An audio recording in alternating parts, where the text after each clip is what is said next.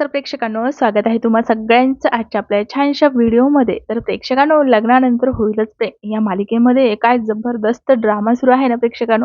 इथे आता आर्याचं सत्य हळूहळू देशमुख कुटुंबासमोर आलेलं आहे. त्याचबरोबर आता आर्याच्या पोटात असलेल्या बाळाचं वडिलाचं नाव काय आहे, कोण आहे त्याचे वडील हे पण प्रेक्षकांनो, त्या अगोदर इथे काव्याची वाढलेली उत्सुकता. आता प्रेक्षकांनो, नेमकं पुढील एपिसोडमध्ये काय घडणार आहे तर चला जाणून घेऊयात.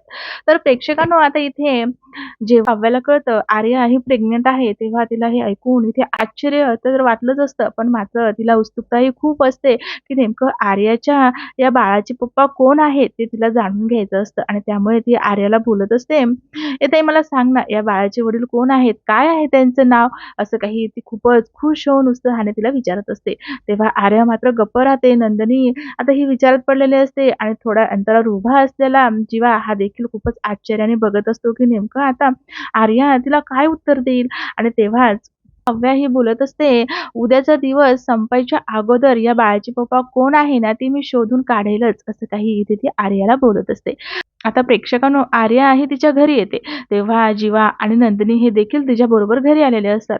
आता इथे आर्याला प्रश्न विचारतो की नेमकं तू का सांगितलं तू प्रेग्नंट आहे? तेव्हा ती बोलत असते, "मग मी काय सांगायचं असतं?"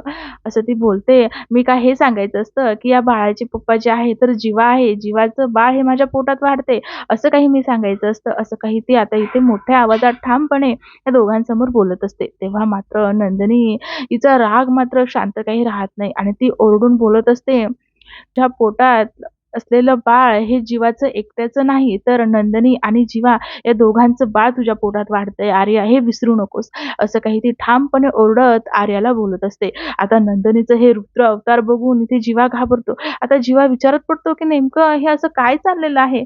तर प्रेक्षकांनो, पुढे पाहणं खूपच उत्सुकतेचे आहे की नेमकं करायला गेलं काय आणि झालं काय.